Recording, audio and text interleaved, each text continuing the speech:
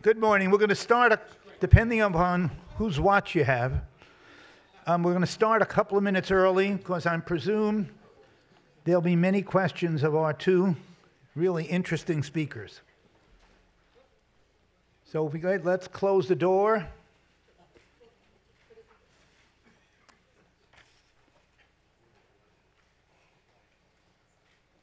You guys, come up, sure.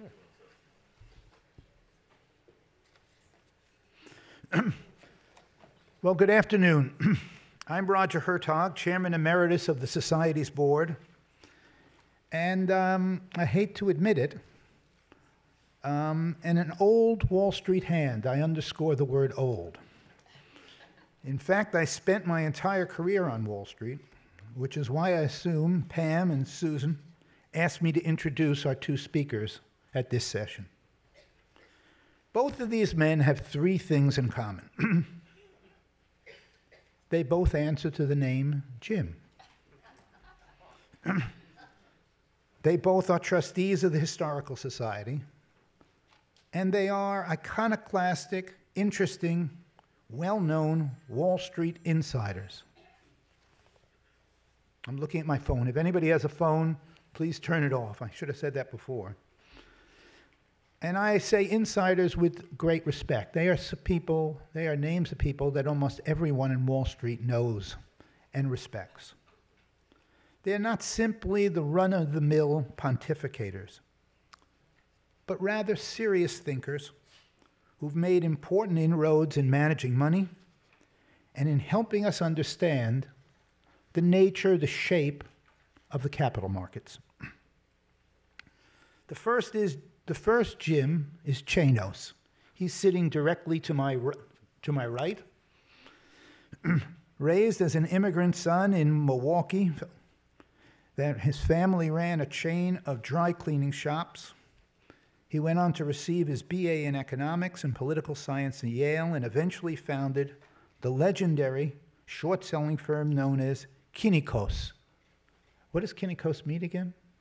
It's the root of the word cynic. Cynic. That's it. Highly appropriate. A short-selling firm that is Greek in nature. The name is Kynikos is Greek, and skeptic is actually the operative word. These facts, biographical facts, alone would be noteworthy.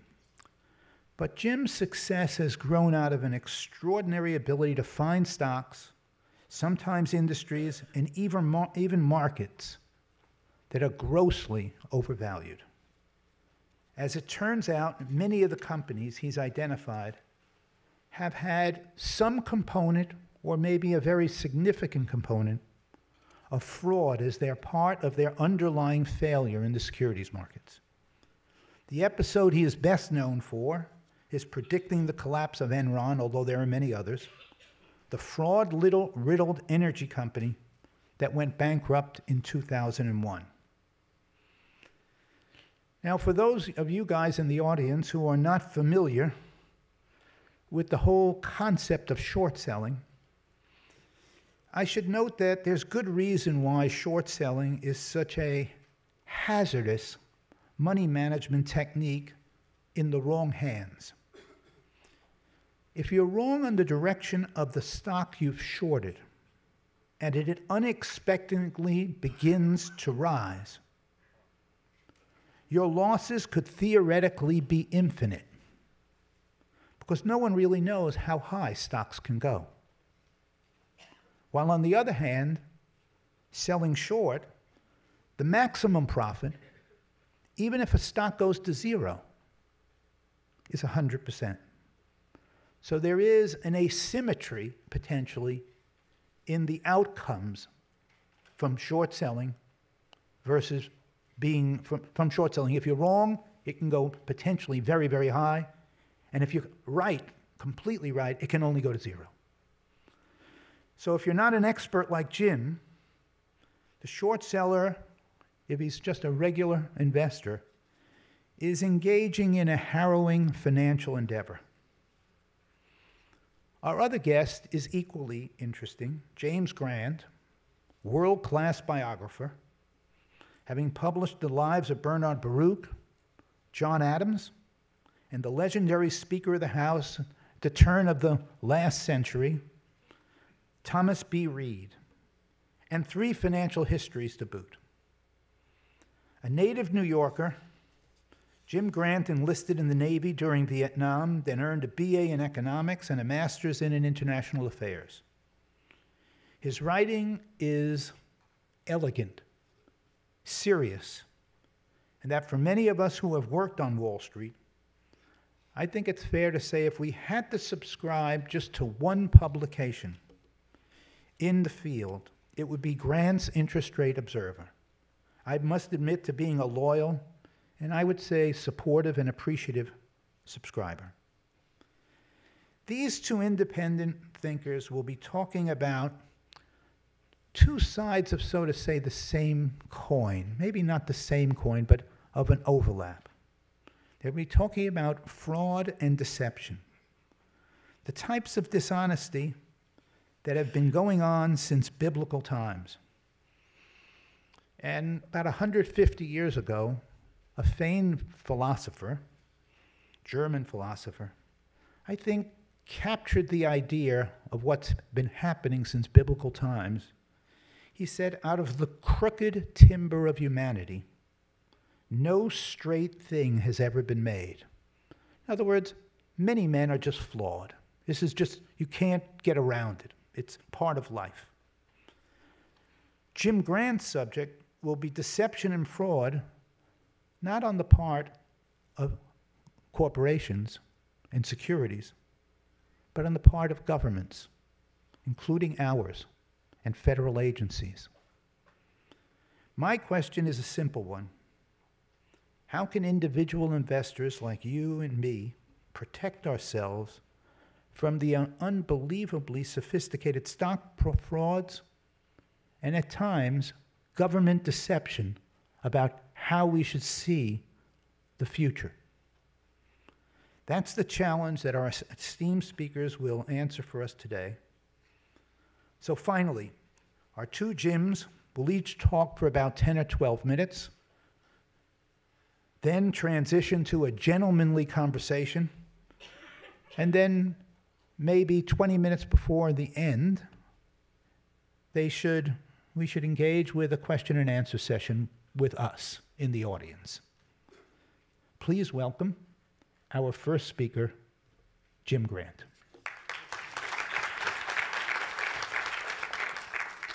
Well, thank you, Roger. And may I say how disappointed I am in having the introduction end. Well, fraud is a most astringent topic for a beautiful spring morning. And yet, is this audible? And if so, is that good? Yes. It would seem to be an incongruous topic for a morning like this, and yet, as spring is perpetual recurring, so is human weakness. My favorite microeconomic observation on fraud, I'm trespassing on Jim's territory, but this comes from an excerpt from Anthony Trollope's The Way We Live Now, and it's a conversation between Lady Cadbury and Mr. Booker. And Lady Cadbury says, "You think I'm honest, don't you?" And Mr. Booker smiled and hesitated.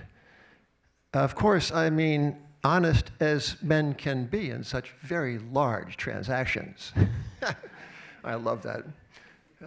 Relatively speaking, honest.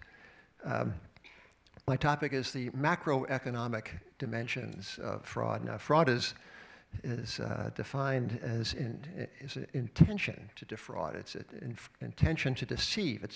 It's faithlessness. It is insincerity.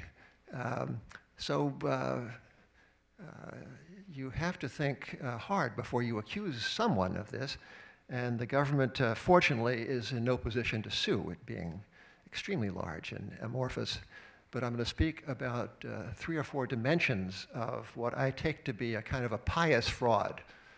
A pious fraud on the part of the government. A pious fraud is, of course, one put over with every good intention for the improvement of people like us associated with religion, but it's also I think, associated with the religion of economics. Economics is not a science. It is, in fact, an article of faith, yeah, in my opinion.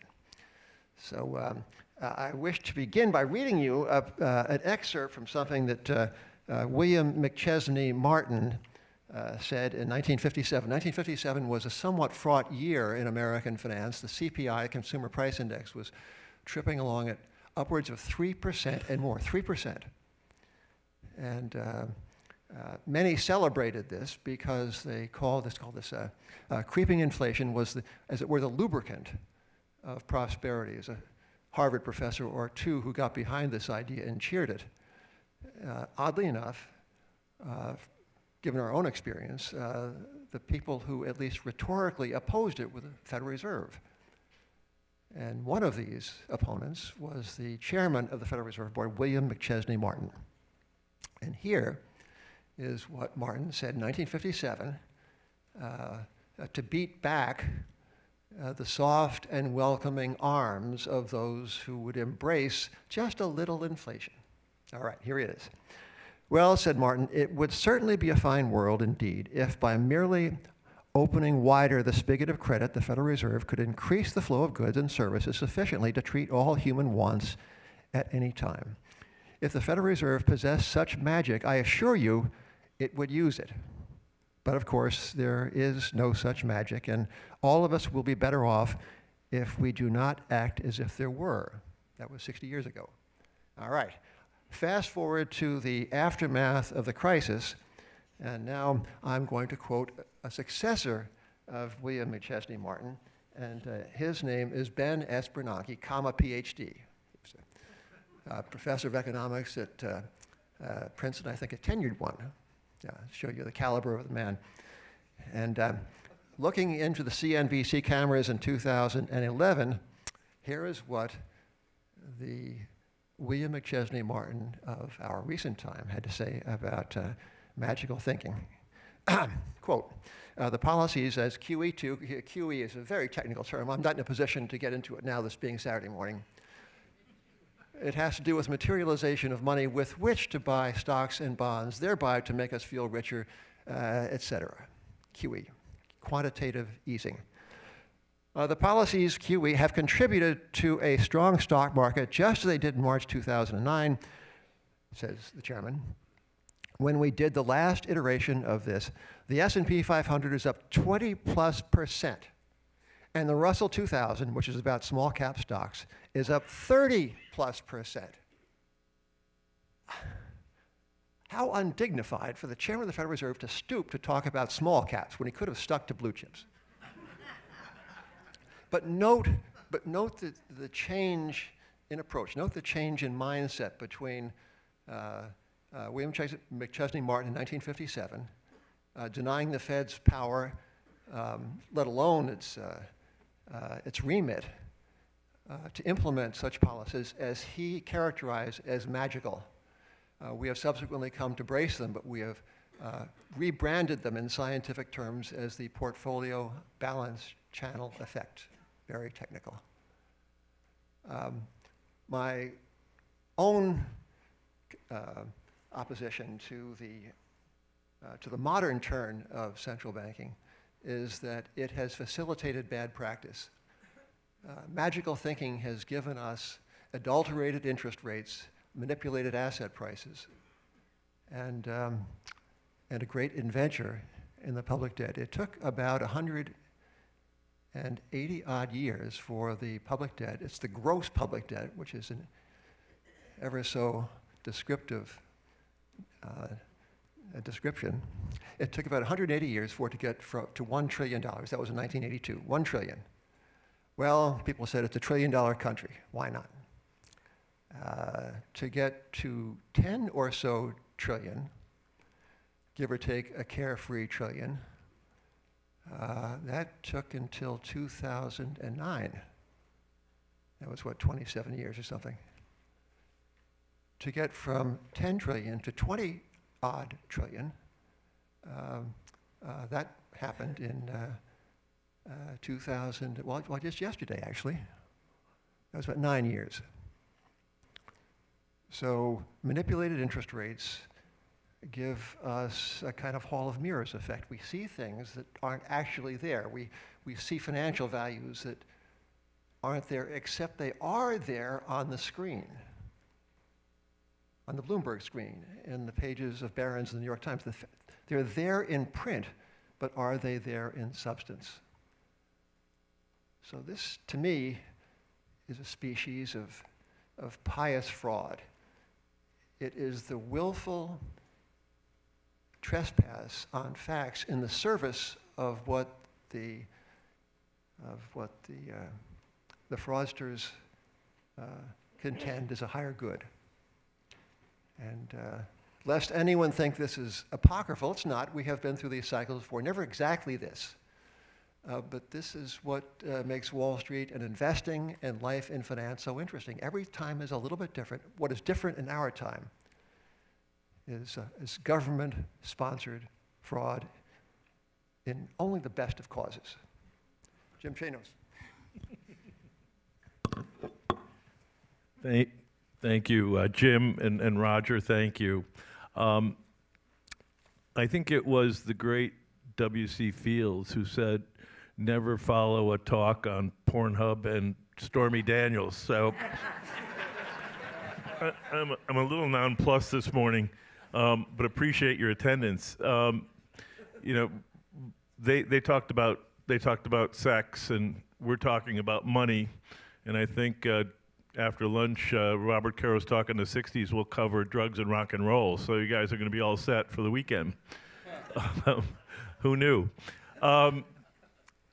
So I want to talk a little bit, given that we're at the Historical Society, and my bailiwick is to talk about the private sector frauds and corporate frauds that appear from time to time in U.S. history. And I teach a course on the history of financial market fraud, and it's a survey course which has some models. And one of the models that I think is applicable to today's discussion was put forth by Charles Kindleberger and Hyman Minsky. We call it the Kindleberger-Minsky model, but it involves what they call the displacement. And then talk about the idea that the fraud cycle, if you will, follows the business and financial cycle, usually with a lag. And that makes sense because people's sense of disbelief erodes as the business cycle and the financial cycle moves on, and things that appear too good to be true are suddenly embraced. And so the fraudsters frolic toward the end of the cycle, and since most frauds are basically glorified Ponzi schemes in one way, shape, form, or another, when people pull their purse strings back or stop funding these entities, they're revealed. And over the sort of 400 plus years of North America's discovery, we've seen a few waves of these on the back of displacements. And what's so interesting is that as we study the old, these frauds embrace the new in a narrative. So for example, the two epic frauds of the 18th century were the Mississippi scheme and the South Sea bubble, which almost shockingly followed each other by less than a year in the years 1719, 1720. And both were based on the idea of the New World, or for John Law in Paris, the Nouveau world. And they were really designed basically as debt for equity swaps for government debt. I don't want to impinge on Jim's subject, but basically people were encouraged by hook or by crook and by fraud to exchange their government debt securities in France or England for the stocks of either the Mississippi Company or the South Sea Company. The Mississippi Company was a unique favorite of mine and my students because it was engineered by one, as our fellow trustee Neil Ferguson calls him, a Scots murderer, John Law, who killed a man in a duel. Law was having an affair with his wife. He was upset about this. Law killed him, was sent to prison, and inexplicably escaped. And while he gambled his way to prosperity, and he wasn't really gambling, he knew probabilities in his head well before others did at that time period, he put forth a series of papers on the theory of money, to which he's now actually seen as somewhat of a visionary, particularly in this day of Bitcoin and cryptocurrencies, and what is the nature of fiat currencies. Well, he's one of the fathers of fiat currency, which, again, treads a little bit on Jim's subject. But in 1718, 300 years ago, he sent a group of Alsatian settlers decked out with gold pickaxes and shovels, who he marched through the streets of Paris before they went to board their boats on the coast, to a wonderland in Louisiana that was rivers of gold, fields of diamonds, friendly Indians, fertile soil. And they set up a community, named it after his benefactor, the Duke of Orleans. And it was the beginning of New Orleans. Almost all those settlers died of malaria. But their story became part of this epic fraud that law committed upon the people of France, and in a way of trying to get the government out from its crushing debts. And I had a chance to talk to New Orleans Mayor Mitch Landrieu about a year ago, and Mitch was kind of going through a pretty interesting, rocky time. It was the time of the Confederate statues, general statues, and I said, well, Mitch, I know you have Jackson Square, and I know you're dealing with the statues, but why don't you just erect a big statue to one of the greatest con men of all time who founded your city? And he said that might not be a bad idea. And so John Law starts us off in the nouveau world of the United States with an epic fraud on the back of a scheme that is just outright lies and exaggerations. We then become a country, and in fits and starts, but we get to the 19th century where we begin to see the next major wave of corporate malfeasance, but again, backed sort of tacitly by that good old US government. And I'm talking about the new frontier this time of the West. And the next wave of corporate frauds we see culminates, or it was maybe even, I should say, peaks with the Enron of its day, the Credit Mobilier scandal in 1872, 1873, where a former vice president and numerous senators and the sitting representatives are caught with their hand in the till, getting paid off by the sham company the executives of the Union Pacific set up, the Credit Mobilier, named after a French institution because it sounded fancy, and exposed in the pages of the New York Sun when an engineer comes forward and points out that since they were being paid by the mile to construct the railroad, the Credit Mobilier, which was basically a general contractor that was secretly owned by the executives of the Union Pacific and the politicians, would, from Council Bluffs, Iowa to Omaha, which is about as straight a piece of right-of-way as you could have, actually did a series of ribbons for the railroad because they were being paid by the mile. And even the public could understand that. It brought forth the first congressional hearings that were public, the first congressional hearings for which there was a report.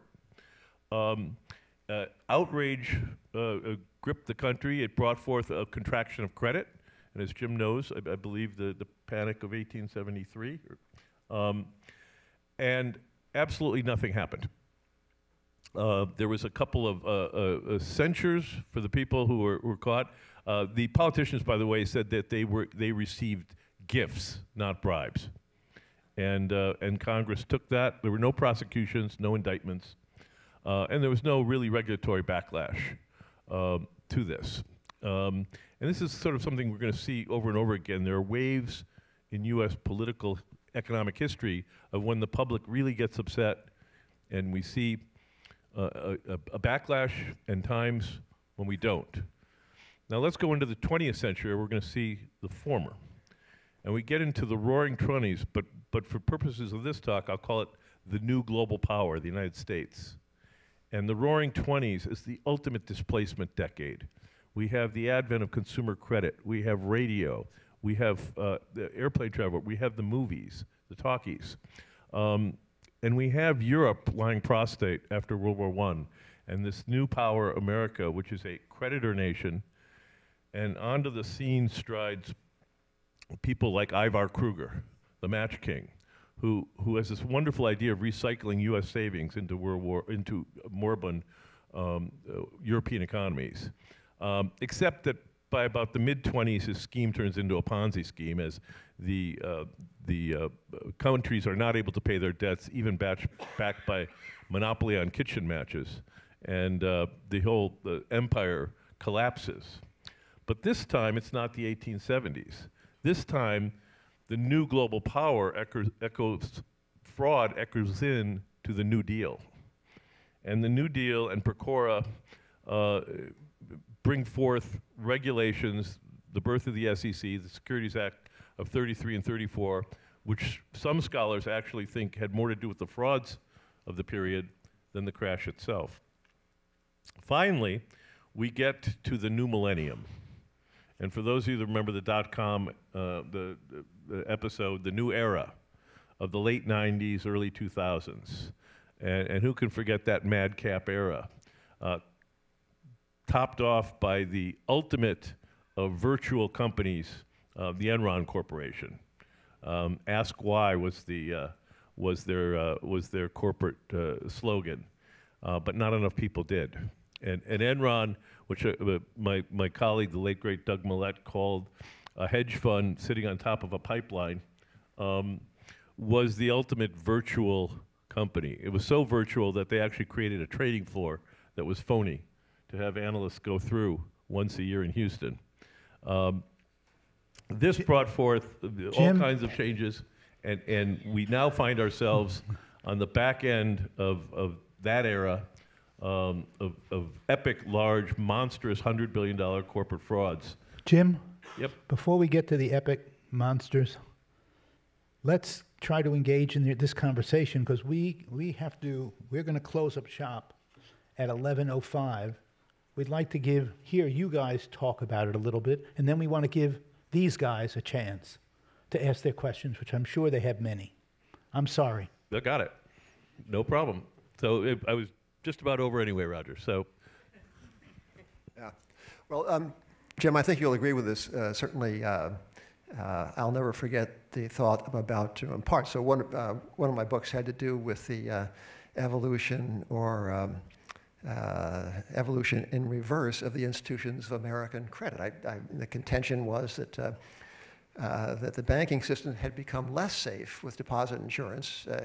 Before that, the stockholders of a bank were responsible for the solvency of the institution in which they held a fractional interest. And I contended also that the alleged improvements in the creation of money one had previously had to produce it out of the ground. It was a hard thing. It was a scarce thing. Then came the materialization of money through the tapping on a computer keypad. So that was the thesis of the book. And the critic, I think it was the National Review, said, reading Mr. Grant's book is like reading the history of the interstate highway system from the point of view of the crashes.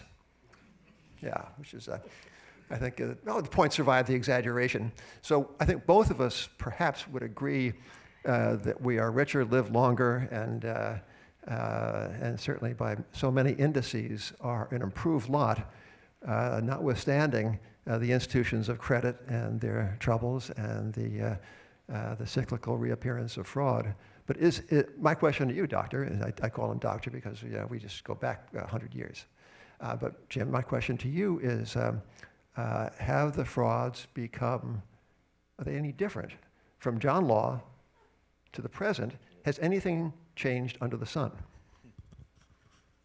The answer is yes, yes, and of course no. The human nature doesn't change, and one of the things that in my course is how applicable modern day models are of examining past cases, and just how similar they all are. Now the techniques and the financial engineering is a little different, but I mean Ivar Kruger was using off-balance sheet entities. separate classes of shareholders. You know, back in the 1920s, law was engaged in all kinds of things we would admire today, including PR.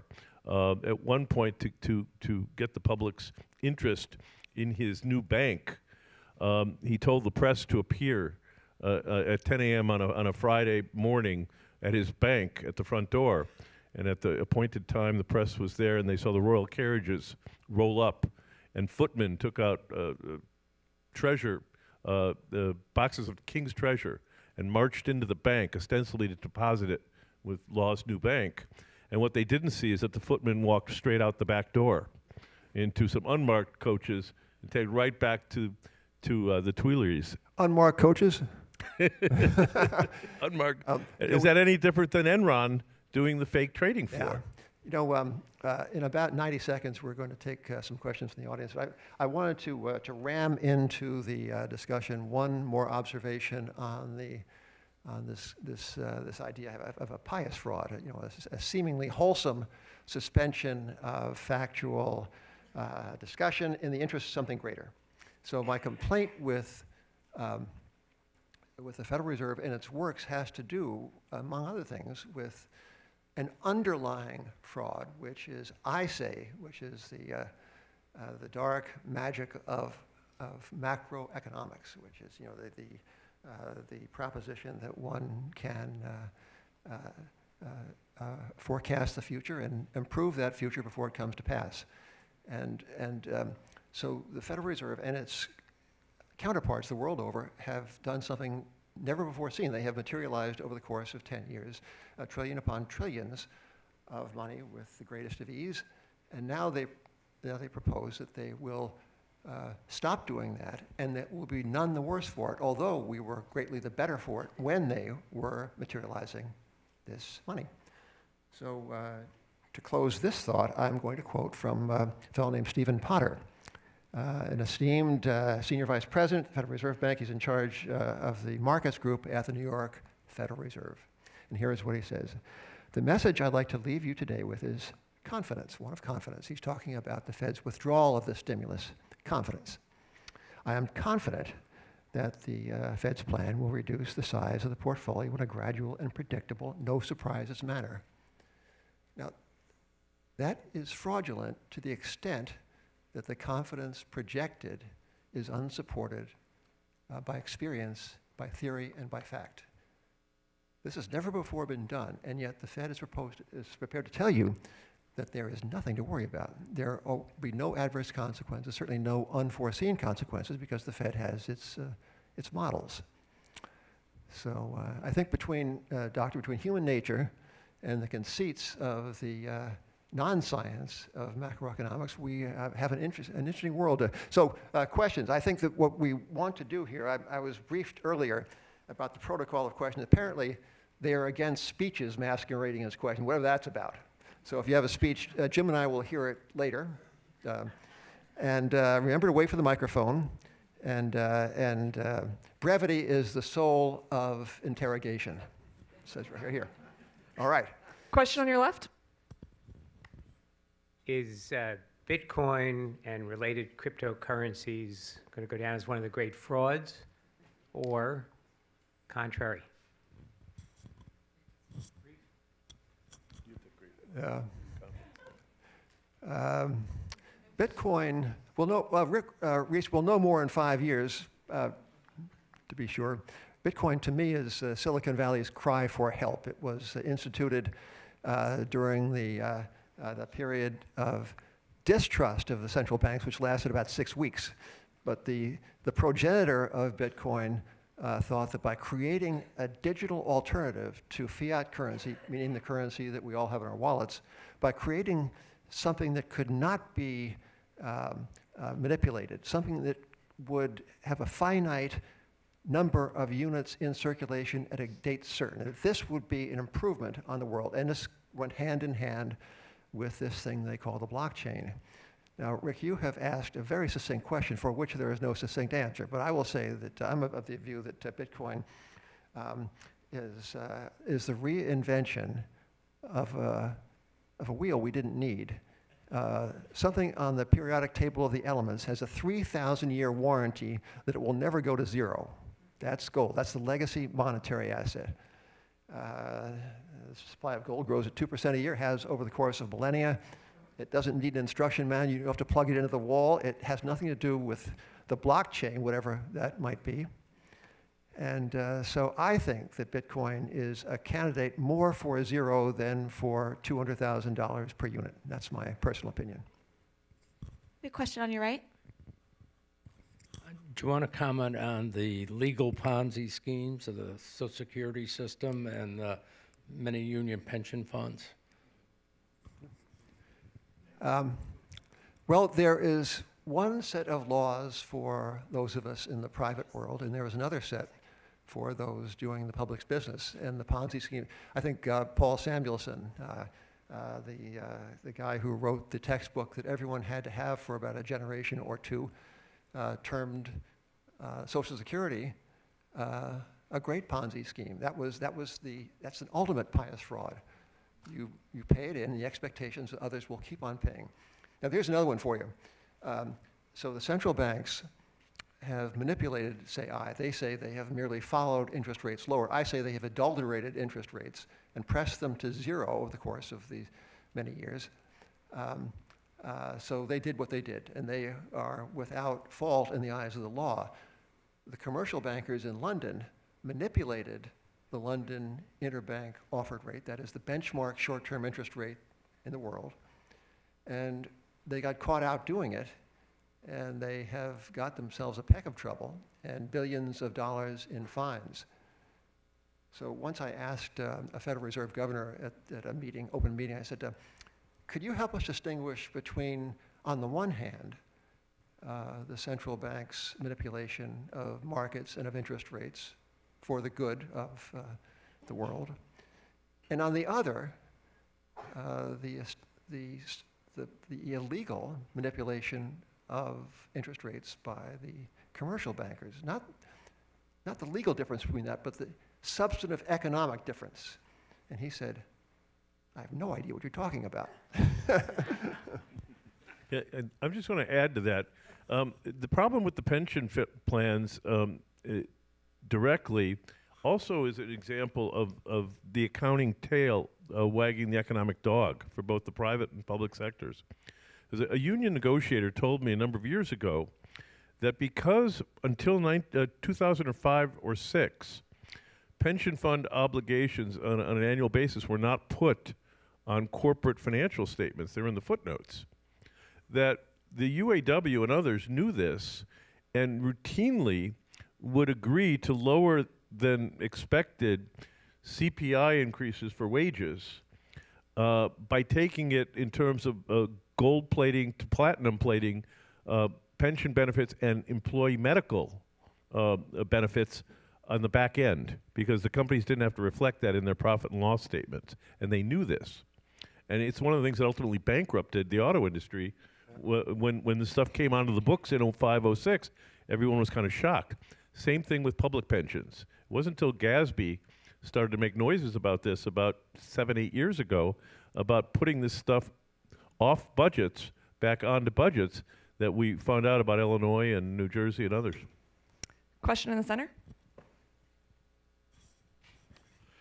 It seems to me that there are a lot less frauds in the market than there used to be. We lived the period of the savings and loans, and some other real estate frauds, and some individual names, Z-Best, Coleco, and all those. Why are there less frauds now, so public frauds? Is that because of increased regulation, among other things? What's your thinking? Just wait.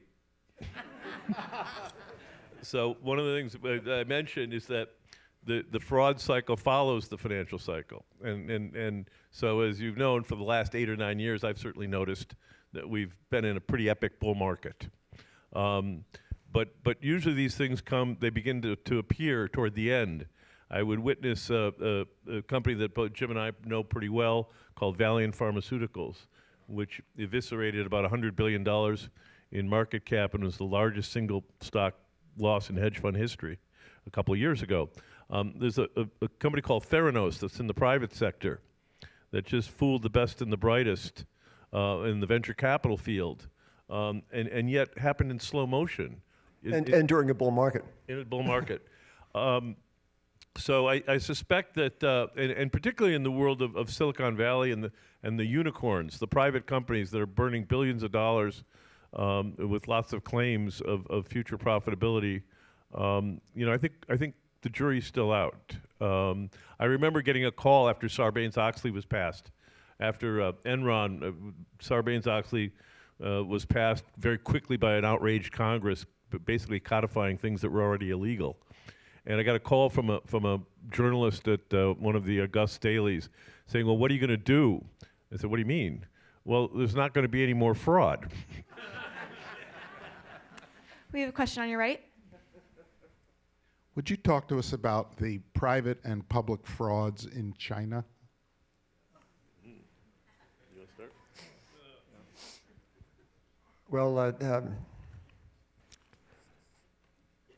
China is the most extraordinary living laboratory in credit formation and credit abuse the world has ever seen. And that is a long history of credit formation and credit abuse, but China, I think, takes the cake. Oh, I should preface this by saying that concerning China, nobody knows nothing. Right? True that, right? Okay. But insofar as there are data, and insofar as they are credible, China, to put it very succinctly, has been creating credit at twice the rate of its economic growth, sometimes more than that. And now what China is trying to do is to pull that back. But imagine the state of affairs, and Chinese bank credit is far greater as a percentage of its GDP than is anyone else's. Its bank credit is far greater than ours, with an economy much smaller as measured. So if there are no consequences to this, the world has truly been remade. Imagine all this credit financing all of these state-supported projects and some privately supported, and Jim can talk to those, in a society in which information is manipulated and suppressed. So we at Grants have been following this for a long time, and to date, our warnings, we're running out of adjectives to express our dire concern, but we have not been, as it were, journalistically paid for our work, but we have every expectation that we will be. So. Yeah, it is exactly, and nobody knows nothing is a good way to put it. There's a great new documentary out called The China Hustle that goes into some of the sort of more moribund micro frauds, but there's a recurring event, and that is that non-Chinese investors have no recourse in the Chinese legal system, as it were. And so when people are even caught red-handed stealing from investors or defrauding them, nothing happens.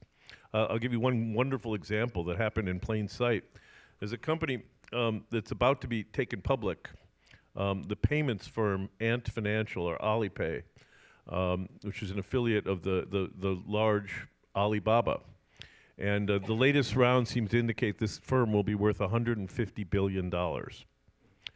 Now, in 2011, the Western investors, seed investors in Alibaba, Yahoo, and SoftBank woke up one morning, and Alipay, which was a division of Alibaba, was removed from the company. And it was removed for basically no recompense. And it was removed because the insiders said, well, the government is going to tell us that Western investors can't own any financial payments firm. So we have to put it in our personal holding company. Thank you very much. And that company's now worth $150 billion 7 years later.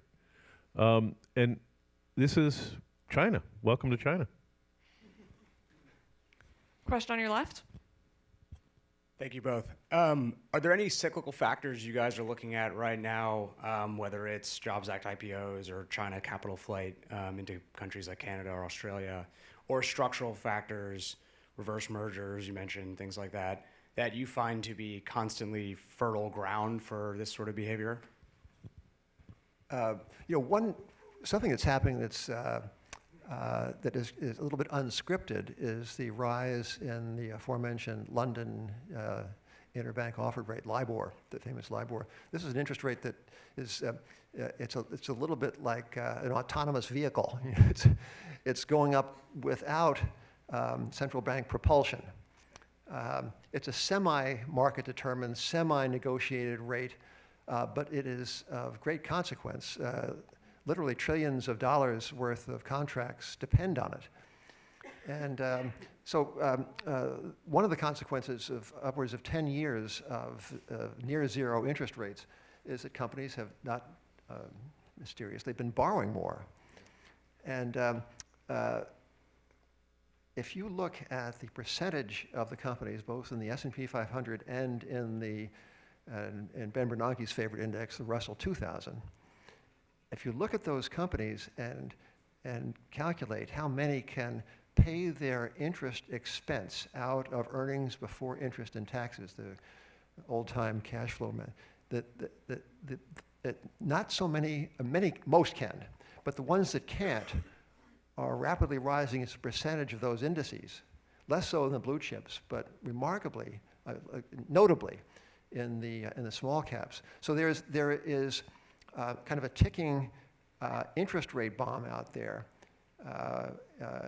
and it's ticking audibly, but so far not attracting much attention. For your personal portfolios, so we use a lot of tools in my day job to identify problem areas, or more specifically problem companies. But the one slam bam always leads to problem indicator is when we see massive executive departures at a company. When not just a few people, but 20, 30 leave a year, which is very unusual. The two companies that come immediately to mind that exhibited that was a company called Enron in Houston in 2001, where scores of executives left between 99 and before the collapse. And then back to a company I mentioned before, a company called Valiant Pharmaceuticals, which saw this enormous exodus of drug company executives that it had hired or acquired, who got there, saw what was going on, and left. So if you see a company like that, and I can think of one right now that makes electric vehicles out in California, where the executive departure list we keep is now 3 pages, single space, for the last 18 months. That's insider walking as opposed to insider selling. Right? Insider walking, exactly. Be careful.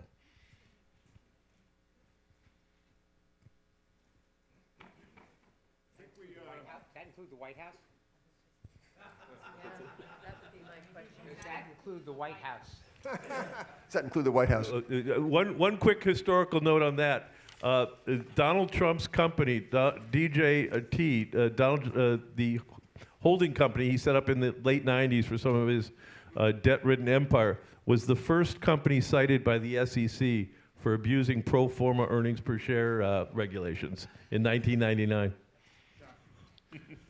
It's virtue signaling.